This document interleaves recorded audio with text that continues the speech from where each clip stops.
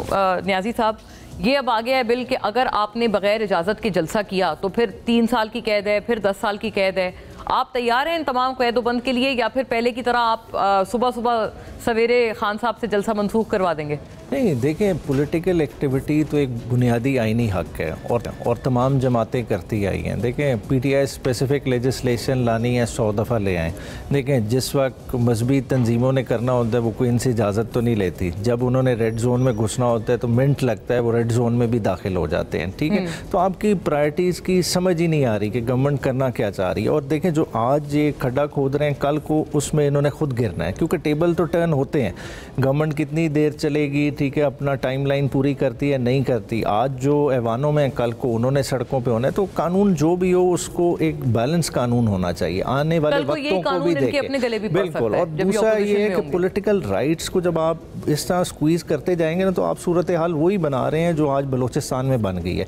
कि शुरू में आपने लोगों को राइट्स डिनाई किए और आज आपने इतना फर्दर ले लिया है कि आज उनका elected member floor of the house पे कहता है कि वो अपने आप को इररेलेवेंट फील कर रहा है, अपनी आवाज़ नहीं आ रही और इस वजह से वो ऐवान छोड़ा है। तो ये इस तरह स्पेस ख़त्म करते जाएंगे तो हम मुल्क को खुद नहीं, स्पेस इन्होंने ख़त्म की है, वो कहते हैं आपने ख़त्म की है। स्पेस ख़त्म करने की शुरुआत आपने की हाइब्रिड सिस्टम और 1 पेज थ्योरी को मुतारिफ करवा के। अब तो वो कहते हैं कंटिन्यूटी है जिसमें हम लोग भी अब फंस गए। ये तो बहुत आपको पीछे जाना पड़ेगा। देखें, अगर देखें, हमारे तो ये इल्ज़ाम लगा रहे हैं ना, 2018 का आप हवाला दे के कह रहे हैं कि जी हाइब्रिड सिस्टम।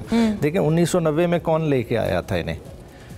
उस पर अगर मैं ये हवाई बात तो नहीं कर रहा, असगर खान की जजमेंट मौजूद है 2012 की सुप्रीम कोर्ट में। उसमें पैसे का लेन देन इन्वॉल्व है कि नहीं, मिलिट्री इंटेलिजेंस ऑफिसर्स ने इनको बैग्स दिए या नहीं दिए, बैंकिंग ट्रांजैक्शन प्रूव्ड है।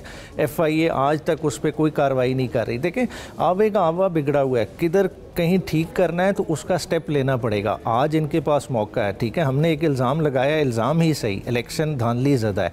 वही आवाज़ अख्तर मेंगल साहब कह रहे हैं, वही आवाज़ अचकज़ई साहब की तरफ से आ रही है, वही आवाज़ मौलाना फजल रहमान साहब की तरफ से आ रही है। तो इस पर कमीशन बना दे, जुडिशल कमीशन इसको प्रोब कर ले। अगर हम गलत हैं, ठीक है, हम अपनी बात वापस ले लेंगे, मगर कम अज़ कम इस सिस्टम को रोबस्ट होना चाहिए, सिस्टम की कंटिन्यूटी होनी चाहिए। इस तरह अगर हम प्रॉब्लम्स को कारपेट के अंडर, ब्रश अंडर करते रहेंगे तो मसाइल हल नहीं होंगे। वो इतने एक्यूट हो जाएंगे कि कल को पार्लियामेंट इररेलेवेंट हो जाएगी, जिसका आज मौलाना फजल रहमान साहब ने भी फ्लोर ऑफ द हाउस पे इजहार किया और कल अख्तर मेंगल साहब जी। ये बात सही है कि हर कोई ये वाली बात कर रहा है, पार्लियामेंट की के इररेलेवेंट होने का खदशा जाहिर कर